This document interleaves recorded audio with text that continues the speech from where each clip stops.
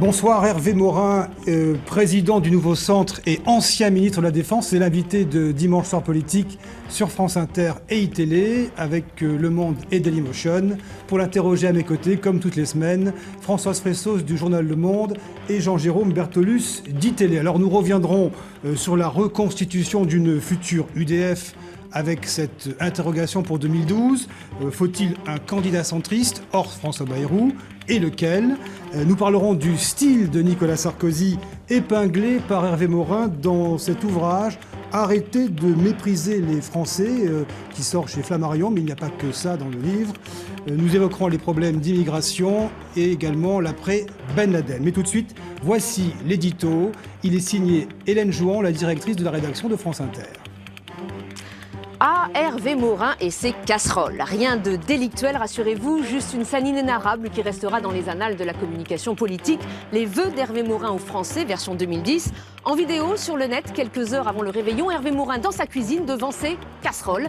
Des casseroles visiblement neuves qui servaient pour la première fois, mais peut-être pas pour la dernière, car l'heure est à la tambouille chez les centristes. À peine quitté le ministère de la Défense à l'automne dernier, Hervé Morin jurait qu'il n'était plus question de jouer les supplétifs de Nicolas Sarkozy, traité de derviche tourneur dans le livre qu'il sort dans quelques jours. Nicolas Sarkozy a construit, dit-il, un pouvoir à son image, brutal, outré, parfois indécente. Désormais libéré de ses obligations militaires, Hervé Morin est donc tout naturellement candidat pour 2012. Sauf que depuis quelques semaines, un certain Jean-Louis B s'est invité à la table des prétendants à la présidentielle. Mais y a-t-il de la place pour tout le monde dans la cuisine centriste? Morin, Borloo, Bayrou? Sauf que pourquoi passer tout de suite dans l'arrière-salle si Borloo ne va pas jusqu'au bout? Et puis ok, être une grande confédération des centres autonomes, c'est bien, mais comment assurer d'ici là la réélection des sénateurs nouveau centre sans accord avec l'UMP?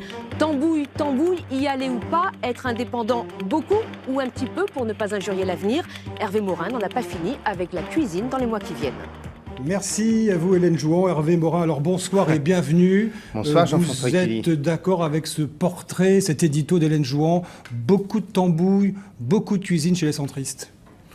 Je crois que c'est exactement l'inverse que nous essayons de construire avec Jean-Louis Borloo, Hervé de Charette, Jean Arthuis, Jean-Marie Bockel, et toutes celles et tous ceux issus de l'écologie, issus, pourquoi pas, des gaullistes sociaux, qui veulent construire une alternative politique. Donc il ne s'agit absolument pas d'être dans la tambouille. Pour nous, ce n'est pas d'abord et avant tout une question de mécanique, de statut, de confédération. Ce que nous sommes en train de reconstruire, c'est une famille politique du centre et du centre-droit que notre ancien allié s'est ingénié à détruire progressivement au fur et à mesure. Sauf que vous étiez volontaire, vous avez quand même rallié l'UMP, donc qu'est-ce qui s'est passé? J'ai pas rallié l'UMP, Françoise Fressos.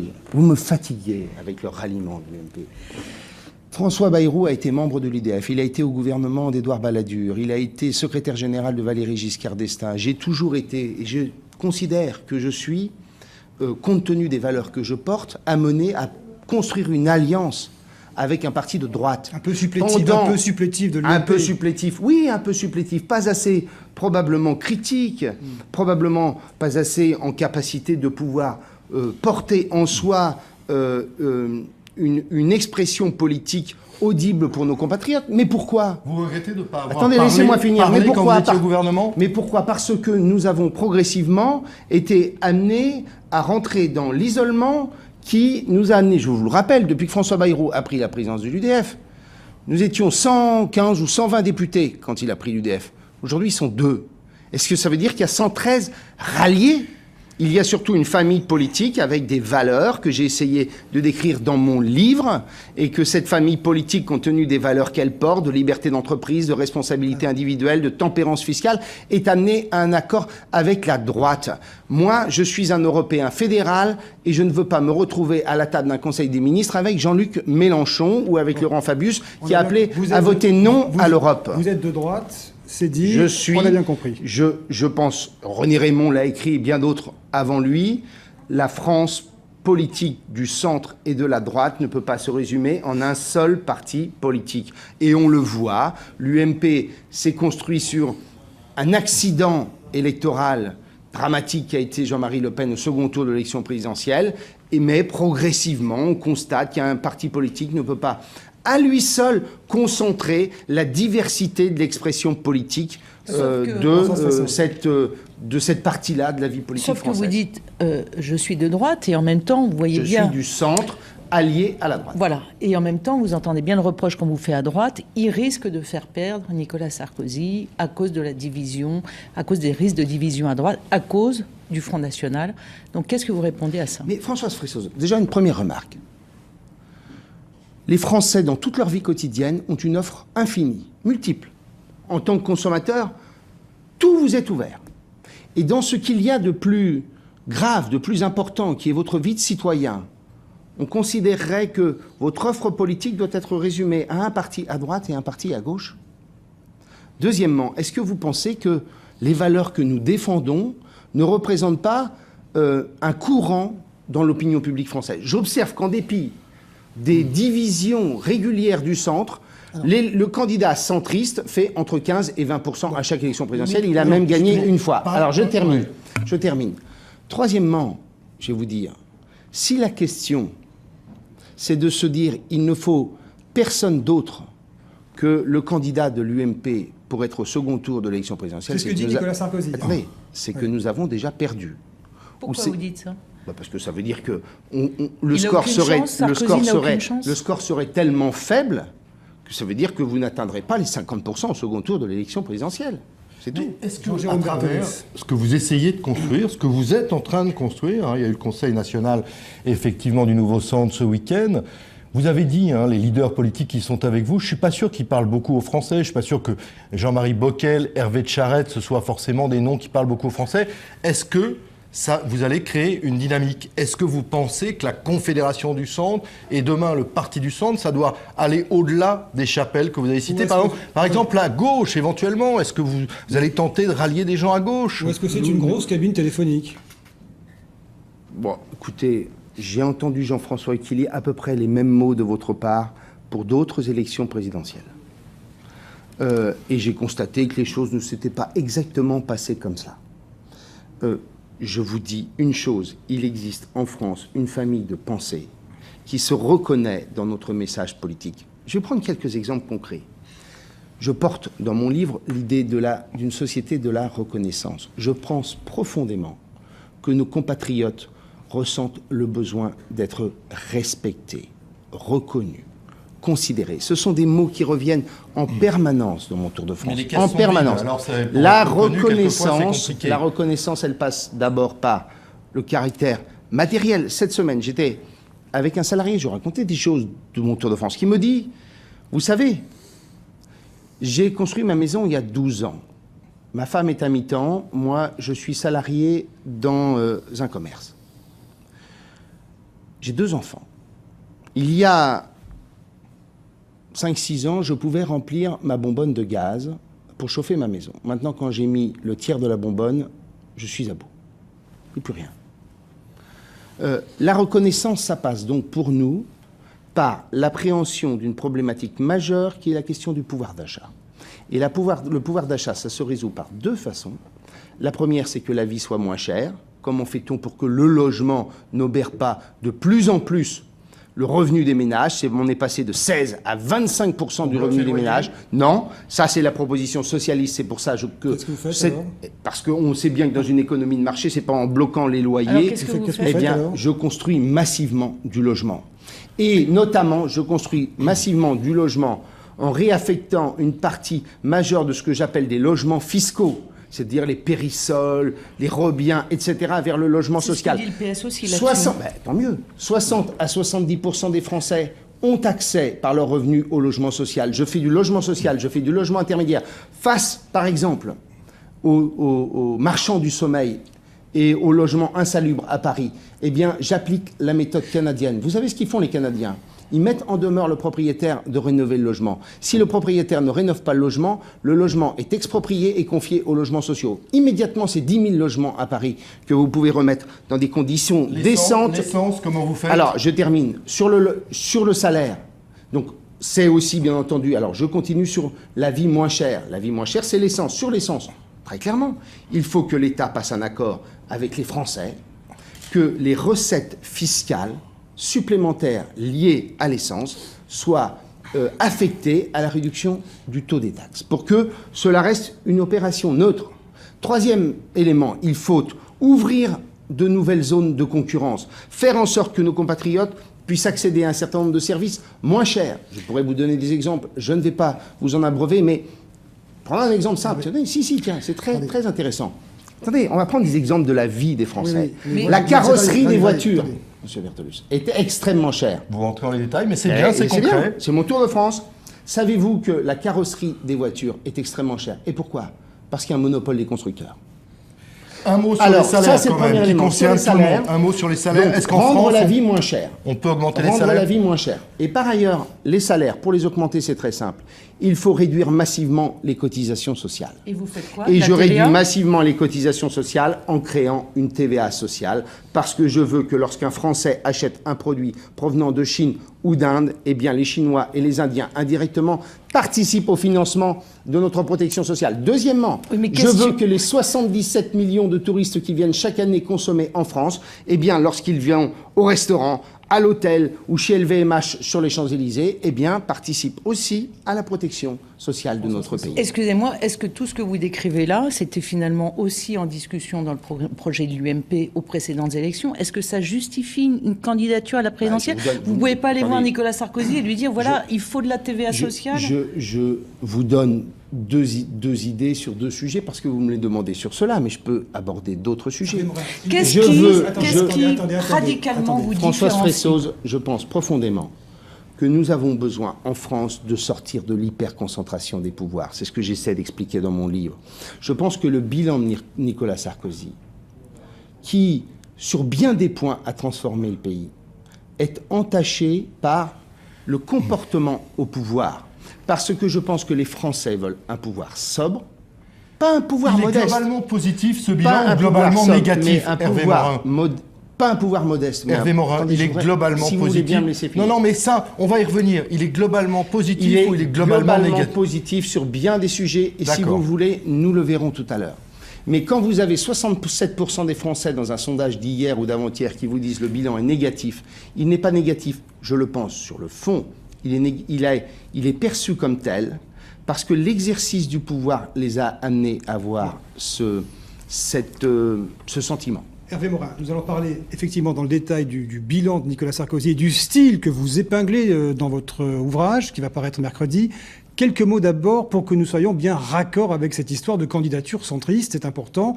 Vous dites-vous, oui, il faudra un candidat centriste pour incarner, au fond, ce message que vous voulez porter l'année prochaine. Ce sera vous, ce sera Jean-Louis Borloo. Qu'est-ce qui sera décidé et comment? Jean-François Anquily, ne vous en déplaise, parce que je sais que vous adorez les histoires de combat de personnes. Non, c'est parce que les Français ont besoin de savoir. Jean-Louis Borloo, nous ne serons pas dans un combat d'ego. D'accord. Ça se négocie à quel moment? Ça se négocie pas. Moi, enfin, disons les choses, moi, telles que je les vis. Je crois que Jean-Louis les vit exactement de la même façon. Lorsque la campagne présidentielle commencera, il nous faudra un homme ou une femme pour conduire notre famille politique et nos valeurs et notre projet. En septembre. À l'automne, parce que de toute façon, c'est le démarrage de la présidentielle. On sait bien qu'on annonce sa candidature entre, disons, octobre et novembre, à peu près, à chaque fois. Et nous verrons bien à ce moment-là, qui est le mieux placé. Mais c'est quoi? C'est un pacte à la Boris Strauss-Kahn ou ce sont des primaires? C'est des électeurs qui votent? Alors, comment vous faites? certains disent qu'il nous faut des primaires. Pour ma part, je n'y suis pas favorable pour une raison simple. C'est que je ne voudrais pas que ces primaires soient pour nous facteurs de division, de fracture et de ressentiment. Nous reconstruisons une famille politique qui a été sur le point de disparaître. Nous voulons reconstruire un centre de responsabilité, un centre qui s'engage pour la transformation du pays et non pas un centre d'opposition. Et pour cela, je pense que l'idée d'une primaire risque de nuire à cela. Et donc moi, vous savez, ce que je disais aux militants du Nouveau Centre hier, lorsque nous avons adopté les statuts de la Confédération. Moi, j'ai 20 ans d'UDF derrière moi, malheureusement. Malheureusement, parce que ça veut dire que les années passent. J'ai connu 95, où les leaders de l'UDF se sont tellement combattus qu'on est allé chercher quelqu'un dans le camp d'à côté. J'ai connu 98, où nous nous sommes tellement divisés que l'UDF s'est scindé entre les libéraux et le reste. J'ai connu 2002, où tout le monde est parti à l'UMP. J'ai connu 2007, où nous avons eu un immense espoir que François Bayrou nous a vidangé entre les 2 tours de l'élection présidentielle. Et donc, je n'ai pas envie de revivre un tel cauchemar une nouvelle fois. Donc, quand même, je reprends un peu la question de Jean-François Achilli. Vous faites dire que vous avez réservé un siège de campagne, que vous avez fait un emprunt sur votre nom pour non, je n'ai pas fait un emprunt. J'ai déjà l'accord bancaire. Voilà. Bon. Et pourtant, Jean-Louis Borloo, quand il parle de Dominique de Villepin, il explique que c'est comme vous, il y a 3 mois, il faut le laisser faire le deuil de ses ambitions. Alors arrêtez, quoi, c'est Jean-Louis Borloo. Écoutez, si c'est votre avis... Non, c'est lui qui le dit. Non mais écoutez, vous permettez que je ne vais pas simplement reprendre un bout de phrase tiré de je ne sais quel article de presse. Non, c'est Jean-Louis Borloo. Non mais moi j'ai eu cette chance-là, c'est que nous nous voyons régulièrement, plusieurs fois par semaine, nous nous parlons. Donc je peux aussi avoir alors, est-ce une que vous sentez qu'il est déterminé à y aller? Parce que c'est ça la question en fait. Je pense qu'une élection présidentielle, notamment au moment du choix, Jean-François Achilli, c'est... bien sûr un projet, c'est bien sûr la capacité d'incarner un message politique, et c'est aussi une volonté et une détermination. Quelle que soit l'élection, les Français veulent avoir quelqu'un qui en a envie, qui le montre, qui le démontre chaque jour, et qui démontre par une détermination sans faille la volonté de porter ce message politique, parce que naturellement, ils ne confieront pas des responsabilités à un homme dont qui a ils cette ont... détermination, à votre avis? Ils ne confieront pas de responsabilité à un homme dont ils ont le sentiment que déjà, pendant la période de campagne, la détermination n'est pas totale, alors qu'après, il faut s'engager et transformer un pays. Vous montrez cette détermination. Moi, je l'ai, cette détermination. Il n'y a aucun doute, mais écoutez, on va essayer pour une fois d'être intelligent, et plutôt que d'avoir... Eva Joly, qui le lendemain de l'annonce de la candidature de Nicolas Hulot commence à sortir les résultats financiers des sociétés de Nicolas Hulot, eh bien nous, on va essayer de se comporter dignement et de choisir le meilleur. 2 mots à ce sujet, Hervé Morin. Quand vous voyez l'électorat centriste, on dit de lui, s'il existe, qu'il serait séduit par une autre offre, notamment celle d'un Nicolas Hulot, et pourquoi pas, tiens, d'un Dominique Strauss-Kahn, s'il est candidat. Quand vous observez ce qui a fait un petit peu la une politique nationale très symbolique cette semaine, l'épisode de la Porsche, qu'est-ce que vous ressentez? C'est une erreur politique. Franchement, ça n'est pas un drame, mais c'est une erreur politique parce que... la politique, ce sont bien entendu des actes, ce sont des projets et ce sont aussi des symboles. Et que quand on commence à reposer le pied sur le sol français après avoir été patron du FMI et que vous roulez en Porsche, je pense qu'en termes de symboles, ça n'est pas très bon. Une question, est-ce que Nicolas Sarkozy, s'il est candidat, peut gagner en 2012 ? Disons que pour l'instant, disons les choses sincèrement, c'est que cette élection, elle n'est pas faite. C'est clair. Mais vous savez, jamais les résultats du printemps précédent l'élection ne donnent... les sondages du printemps précédent l'élection ne donnent le résultat de l'année suivante. Donc... Alors nous allons évoquer rapidement, pardonnez-moi François, nous allons évoquer rapidement cette future confédération, UDF, appelez ça comme vous voulez. Il y a eu d'ailleurs un curieux sobriquet qui est sorti, Pour une France juste, ce sera le nom de la future formation centriste, c'est ça? Vous confirmez? Non, le nom n'est pas encore choisi. Pour évoquer cette formation, nous allons écouter ce qu'en disait ce matin votre ennemi intime, François Bayrou, le président du MoDem, du Mouvement démocrate, qui était l'invité ce matin de nos amis d'Europe 1. Écoutez bien. Morin a dit « Nous voulons bâtir la deuxième droite ». Si le mot « centre » a un sens, il signifie qu'on récuse qu'on doive être droite ou gauche. L'idée qu'il faille être d'un côté ou de l'autre est une idée qui nie la vocation et la volonté du centre qui précisément propose de dépasser ça. Je vais prendre une image simple. Vous connaissez le drapeau français. De quelle couleur est-il? Bleu, blanc, rouge. Bleu, blanc, rouge. Le blanc, c'est comme si vous disiez, le blanc, c'est plus près du bleu ou du rouge? Ça vous fait rire, en tout cas. Hein, ah, mais je le connais par cœur, son discours. Mais vous savez, vous faites du Bayrou depuis 20 minutes dans ce Attendez, studio. Jean-François Killy. Vous dites la même chose que moi, lui. je pense que le centre, la spécificité du centre, c'est d'être constructif et critique. L'un et l'autre. Et non pas d'être simplement le commentateur de la vie politique. Quand on fait de la politique, c'est qu'on veut prendre des responsabilités et peser sur les choix pour que vos valeurs et votre projet soient retenus.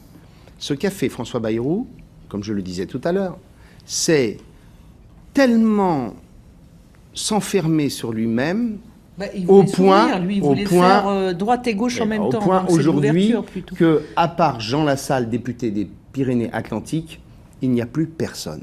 Si c'est cela le centre, eh bien, ça n'est pas ma conception du centre. Pour moi, le centre a un corpus de valeurs qui l'amène à passer un accord avec la droite. Je vais même vous faire une petite observation. Si on avait un parti socialiste qui serait comparable au PSOE espagnol, qui a supprimé l'ISF, par exemple, au Parti travailliste britannique, ou au SPD de Schröder, qui a transformé en profondeur l'Allemagne et qui a permis à l'Allemagne d'avoir les résultats économiques qu'on lui connaît aujourd'hui, cette question-là pourrait se poser. Mais le Parti socialiste français en est encore, grosso modo, à considérer que le monde n'a pas changé en profondeur. Il est encore sur à peu près les mêmes réflexes que ceux de 1981, au point, par exemple, de remettre en cause la réforme des retraites, alors que tous les pays du monde ont appliqué la même réforme. Vous ne faites pas une Oui. différence, c'est-à-dire si Strauss-Kahn est le candidat socialiste, Mais Strauss-Kahn, vous pouvez gouverner avec lui ou pas? Mais Strauss-Kahn, il est lié. On n'en sait rien, il n'a pas encore dit ce qu'il faisait. Moi, je vous dis que dans l'état actuel des choses, le centre, et d'ailleurs le sondage qui est paru en fin de semaine le montre, pour les Français, le centre passe naturellement, à près de 70%, un accord avec la droite parce qu'il est plus proche de la droite que de la gauche. C'est ce que disent les Français. François Bayrou a construit un projet politique qui est de considérer que le centre est au milieu de nulle part. Moi, je pense que être indépendant, c'est en effet être en capacité de passer un accord. C'est parce que vous êtes libre que vous êtes en capacité de passer un accord. Et ce que nous voulons construire avec Jean-Louis Borloo et les autres, c'est un centre qui soit suffisamment fort pour qu'il puisse peser et éventuellement incarner une alternative. Mais quand même, vous avez un de vos alliés, Jean Arthuis, qui est le président de la commission des finances au Sénat, pour ceux qui ne le connaissent pas. Mais enfin, c'est un centriste qui compte, qui dit que ce que vous êtes en train de construire, c'est bancal si François Bayrou n'est pas là. Et moi, je dis à François Bayrou, bienvenue dans la Confédération des centres, dès lors qu'on est dans la clarté politique. Les Français sont en droit de savoir pour qui ils voteront en 2012 et avec quelle personne, avec quel parti cet homme passera un accord. Je me permets de vous signaler que, pour reprendre les propos de Françoise Fressoz au début de notre émission, 70% des Français ont fait le même choix que moi en 2007. Ils ont voté Nicolas Sarkozy au second tour de l'élection présidentielle parce que François Bayrou était encore considéré comme un candidat du centre et du centre droit. Et donc les Français sont en droit de le savoir. Donc la grande différence entre François Bayrou et nous, c'est que nous, on sait où on est. Alors dites-moi, à propos de clarté, parce que l'argent c'est souvent le nerf de la politique, est-ce que la formation que vous construisez sera totalement indépendante financièrement de l'UMP ou est-ce que vous dépendez encore d'elle? Mais le nouveau centre... Non, je ne parle pas du nouveau centre, je parle de la nouvelle conférence. Écoutez, on peut mener une campagne électorale avec des moyens modestes. Les règles de financement public des campagnes électorales permettent de financer une campagne électorale. Mais ça veut dire que vous ne dépendrez plus du tout de l'UMP. Mais nous n'en dépendons absolument pas. Non, je ne vous parle pas du nouveau centre, je vous parle bien, de la alors, nouvelle confédération du centre. Si les députés radicaux nous rejoignent et participent au financement de la structure, avec nous, eh bien, on aura un peu plus d'argent que nous en avons aujourd'hui. Une dernière question donc sur ce centre. Est-ce que vous n'avez pas peur, en tout cas comme certains semblent le craindre à l'Assemblée nationale, je parle de certains, effectivement, députés centristes, de vous voir laminé par l'UMP lors des législatives? Ça a toujours été le problème. Hein. Écoutez, ça, ce sont des choses qui n'existent pas dès lors que vous existez politiquement. Dès lors qu'il faut faire 10, 15, C'est-à-dire, 20%... Attendez, mais attendez.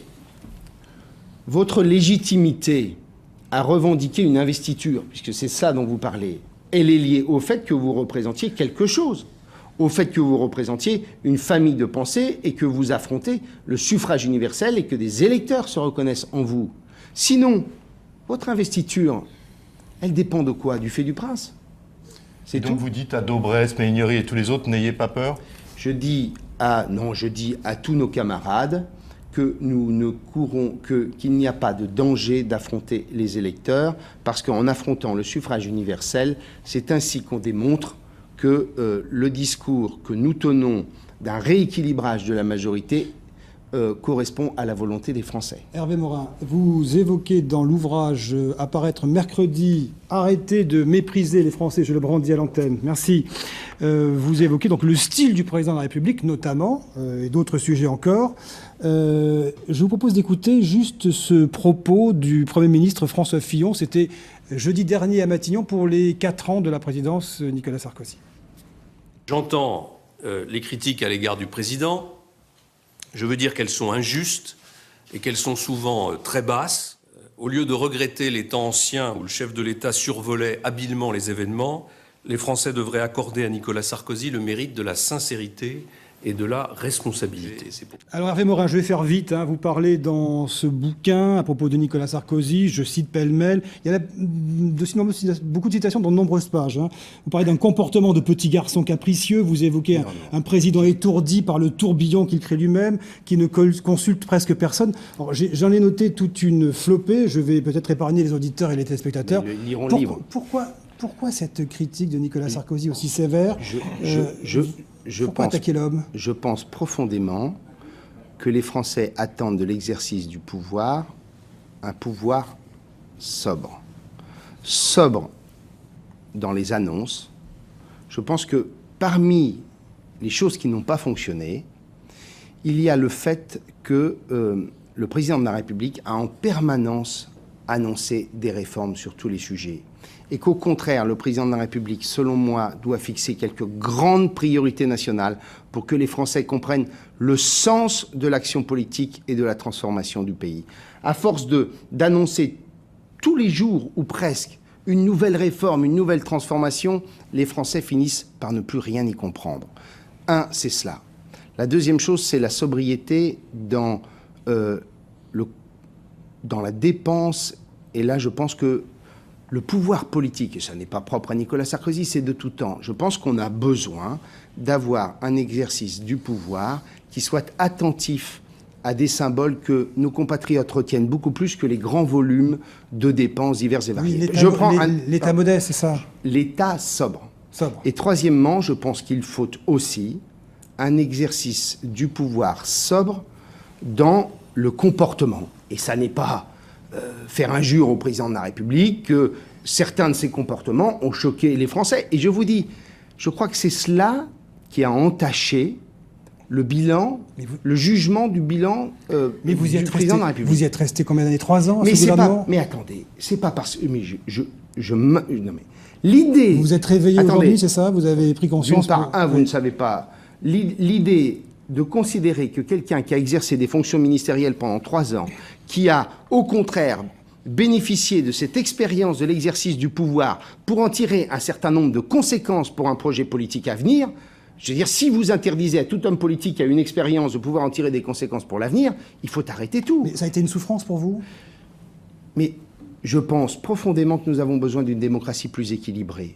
Je pense que l'hyperconcentration des pouvoirs, c'est une mauvaise chose pour le pays. Je pense au contraire que nous avons besoin de mettre autour de la table des hommes et des femmes représentant la diversité des opinions, mais diversité des opinions s'appuyant sur le suffrage universel, c'est-à-dire représentant un courant politique pour construire en France comme dans les autres pays européens, une coalition gouvernementale pour obliger l'exécutif à discuter avec sa majorité et en discutant avec sa majorité de rentrer dans un processus de conviction qui l'amène ensuite à choisir la bonne solution.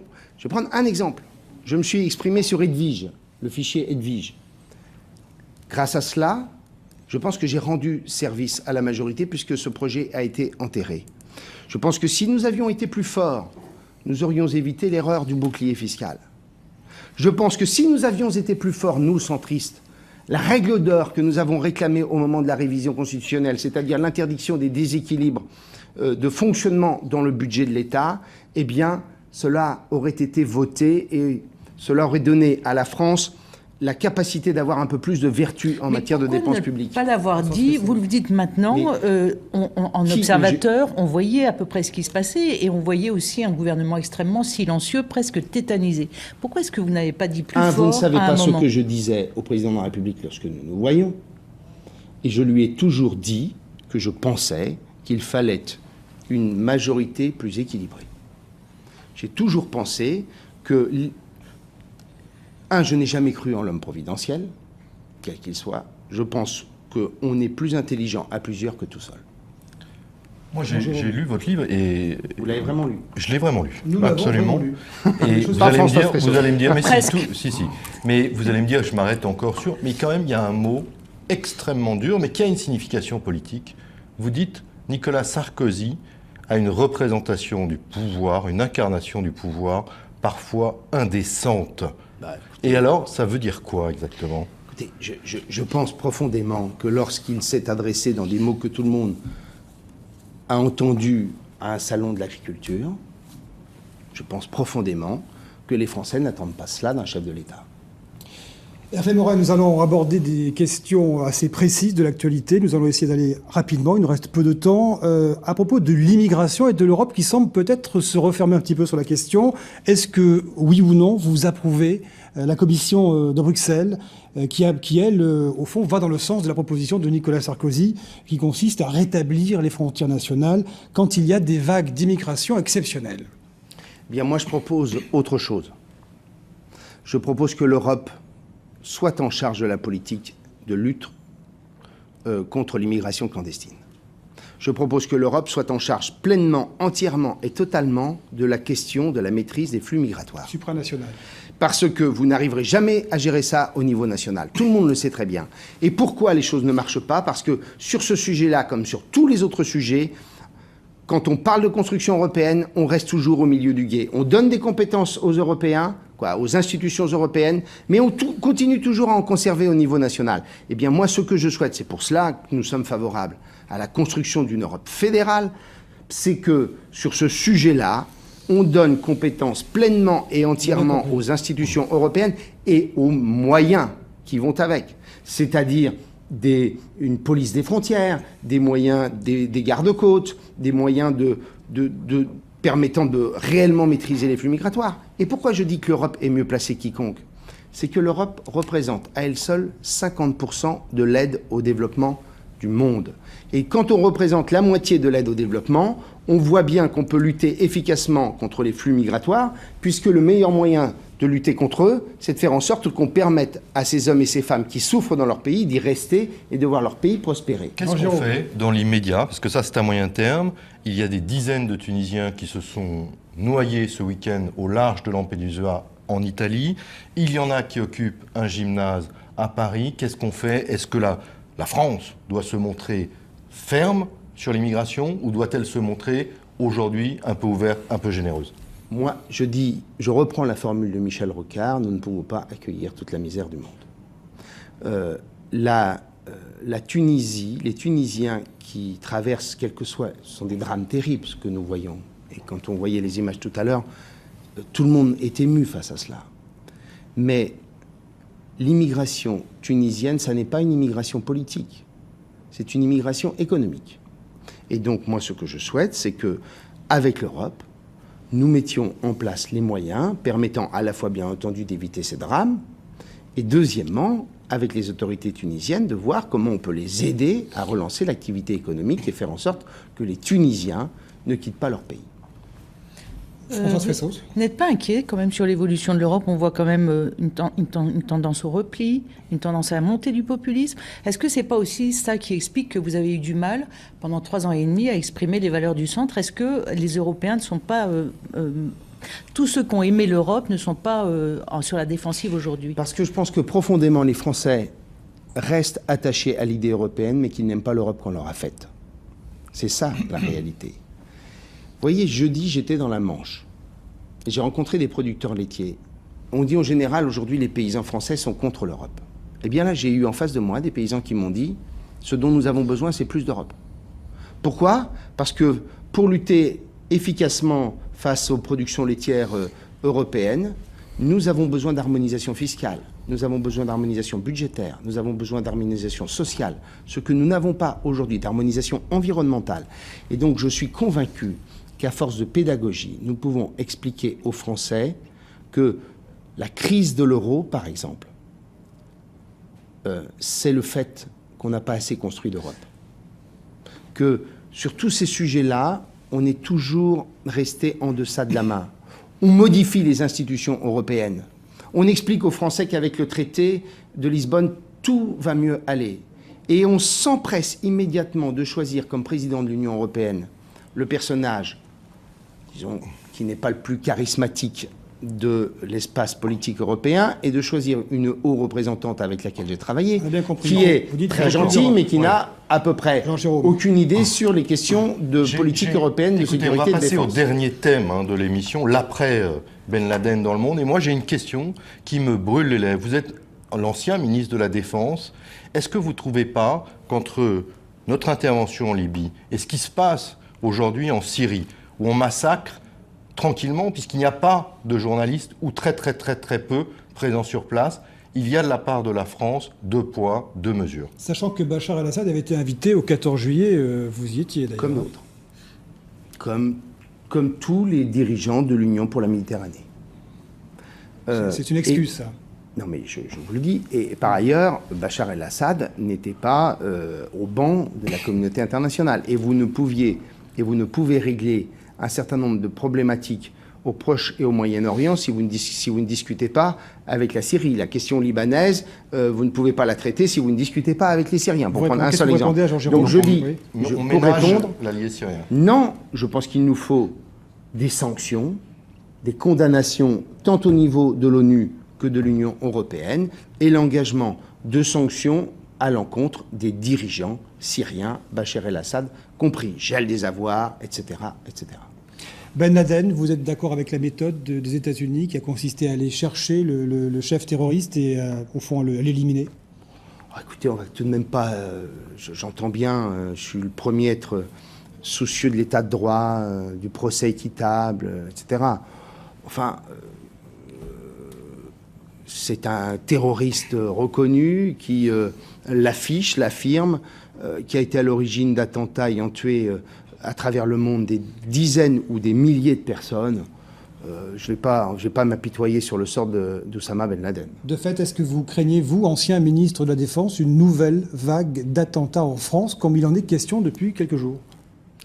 C'est une menace permanente, il faut l'avoir en tête. Il faut savoir que les services de renseignement du monde entier déjouent en permanence des tentatives d'attentats, la construction de réseaux.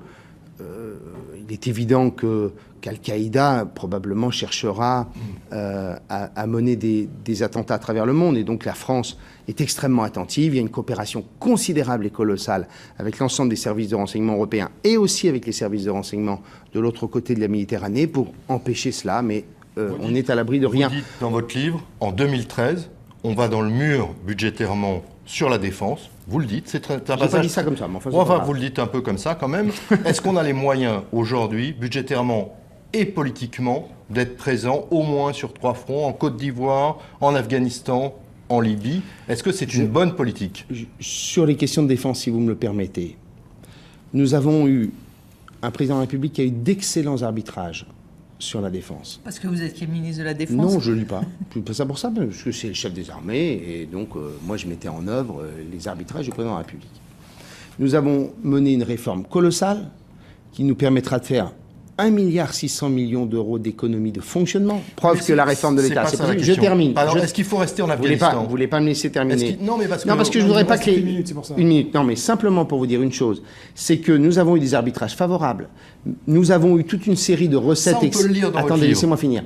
Nous avons eu un certain nombre de recettes exceptionnelles. Ces recettes exceptionnelles vont se terminer en 2013, et à ce moment-là, la France va être face à elle-même avec une responsabilité majeure pour le prochain chef de l'État, qui sera de se dire, est-ce que oui ou non, la France décide de rester une puissance militaire de premier rang. Moi, Est-ce je qu'on le doit souhaite. rester en Afghanistan Une date aujourd'hui? pour Ben retrait. Laden est mort. Est-ce qu'on doit rester en Afghanistan? On est en Afghanistan pour reconstruire un pays et non pas simplement pour lutter contre le terrorisme. Ce qui est évident, c'est que si les choses ne progressent pas assez rapidement, compte tenu des moyens que nous mettons depuis un an, il faudra que la communauté internationale s'interroge. Moi, je considère qu'à partir de 2012, si les choses ne s'améliorent pas, c'est pas parce qu'il y a l'élection présidentielle, hein, mais c'est parce qu'il faut être court, mais qu'à partir de 2012, si ça ne s'améliore pas, il faudra penser à mon sens, à commencer à se retirer. Hervé Morin, ultime question, 10 secondes.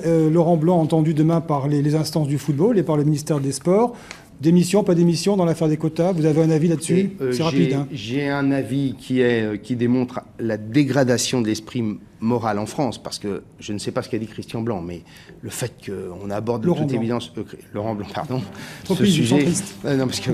Et c'est la déformation centriste. Oui. Partout, là-bas, laissons le sens, hein. Laurent Blanc, j'ai lu l'interview de Zinedine Zidane, Oui. laissons Laurent Blanc expliquer ce qu'il a voulu dire, et après on en tirera les conséquences. Merci Hervé Morin, donc au centre, mais légèrement à droite, si on l'a bien compris. Parce que nos valeurs nous amènent à passer un accord avec la Merci Françoise Fessos et Jean-Jérôme Bertolus. À la semaine prochaine pour une nouvelle édition de Dimanche Soir Politique, émission que vous retrouvez, celle-ci, ce soir, sur le site de nos partenaires de Dailymotion. À la semaine prochaine.